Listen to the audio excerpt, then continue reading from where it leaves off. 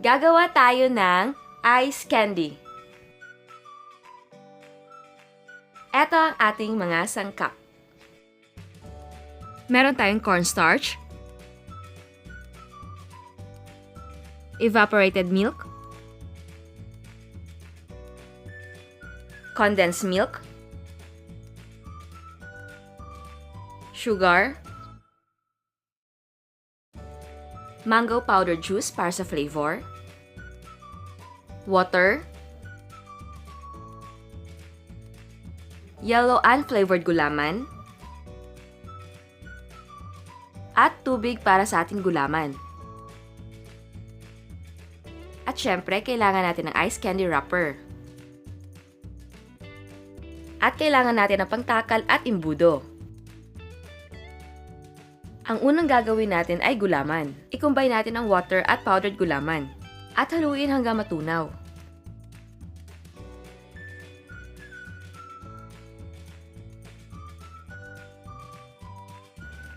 Kapag natunaw na siya, turn the heat on. At ipagpatuloy lang pagkahalo hanggang kumulo.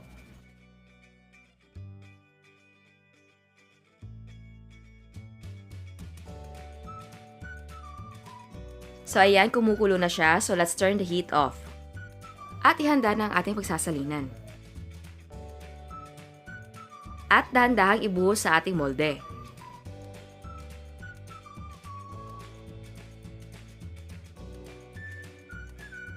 At hayaan natin siyang tumigas.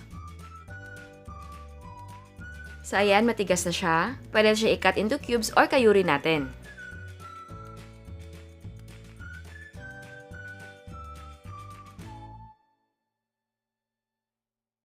Tapos, iset aside muna natin yung ating gulaman at gawin na natin yung ating ice candy. Sa isang malaking kawali or maliit na kawa, i-combine natin ang water, sugar, and cornstarch.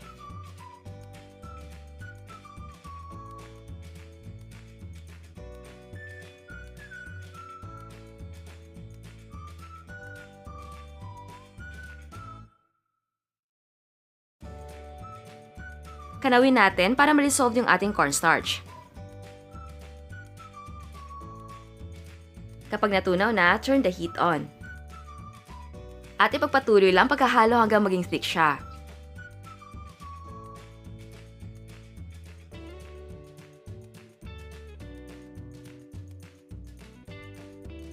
So ayan, thick na siya. So i-off na natin yung ating apoy.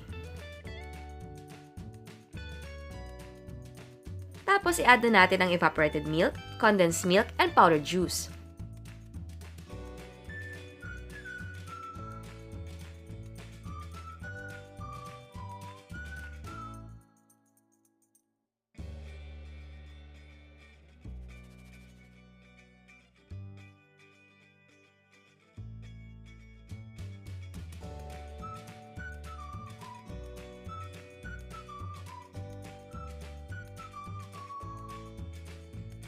And mix well. At ilagay na natin ang ating shredded gulaman.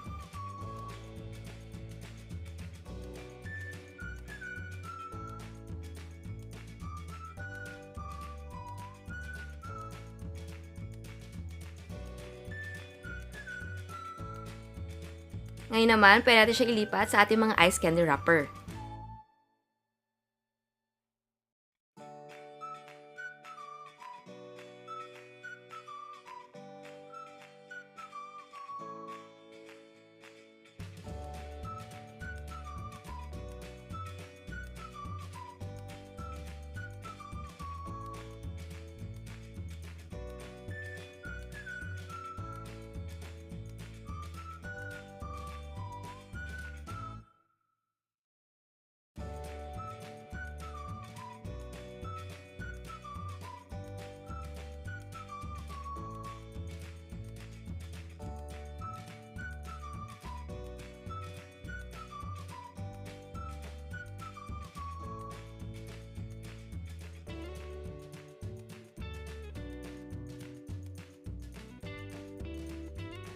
So ayan, nakagawa tayo ng 100 pieces from our cornstarch mixture.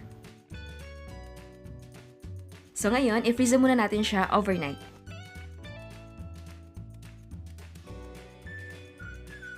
So ayan, eto na yung ating ice candy.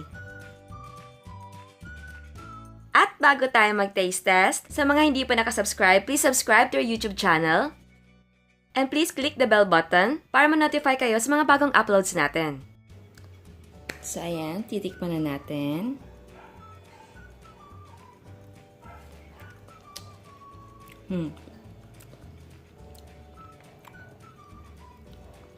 Kita niyo yung mga gulaman. Ang texture niya ay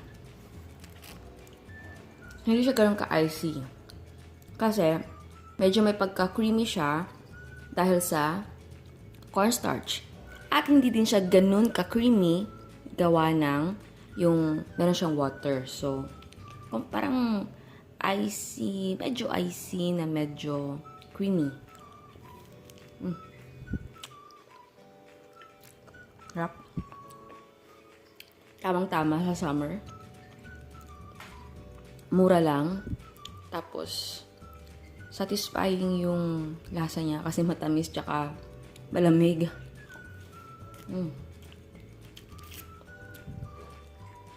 Para sa akin, yung tamis niya ay tama lang. So, nasa inyo yun kung gusto nyo dagdagan yung sugar or bawasan. Tapos naman dun sa pang-flavor natin, ang ginawa kong pang-flavor ay yung powdered juice na mango. So, kung gusto niyo ng ibang flavor, okay na okay. Kahit gusto niyo siguro, meron tayong strawberry or chocolate or buko pandan. Pwede. Pwede kayo mag-experiment. Hindi talaga siya ganoon ka-icy. Kaya gustong-gusto ko yung texture niya. Yung iba nga gatas lang tapos nalagyan ng munggo. Pwede. And, nga pala, kung ayaw niyo ng cornstarch, pwede cassava flour. Actually, yun dapat yung gagawin ko.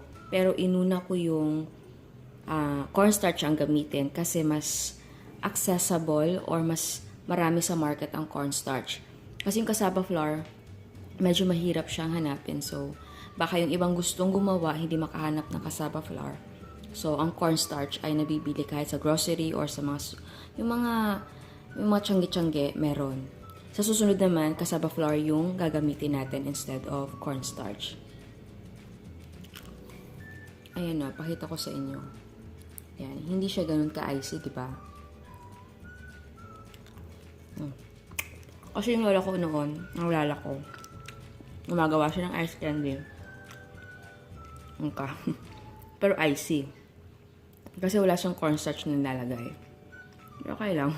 Na-enjoy din kami nun Langka yung flavor na nilagay niya.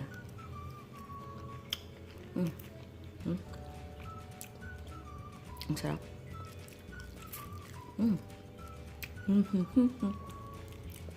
And pagdating naman sa nilagay natin na pang flavor na mango, pwede yung dagdagan or bawasan yung ating powder juice.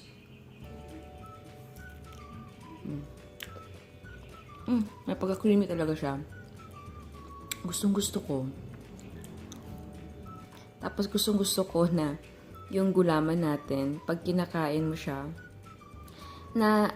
nalalaman mo na meron talagang yung may palaman sa loob.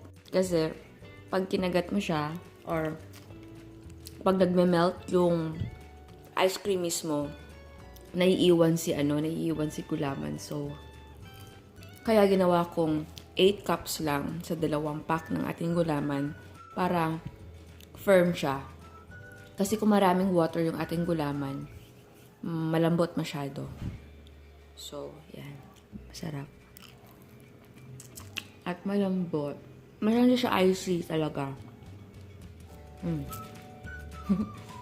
Bus na. At eto naman ang mga prices ng ating mga sangkap. Again, pwedeng gumamit ng ibang brands, at pwedeng gumamit ng mas malaking ice candy wrapper, at pwedeng gumamit ng ibang kulay ng gulaman. Ang nagawa natin ay 100 pieces. Ang total expense per yield ay 1.9 pesos. Pwede nyo ibenta ng 3 pesos. At syempre, kukonsider nyo ang mga prices ng mga ingredients niyo. So yan, sana gustuhan nyo ang recipe natin ngayon. At huwag kalimutan mag-subscribe sa YouTube channel. At huwag kalimutan na i-click ang bell button para ma-notify kayo sa mga uploads natin. And please like our Facebook page and follow us on Instagram. Thank you!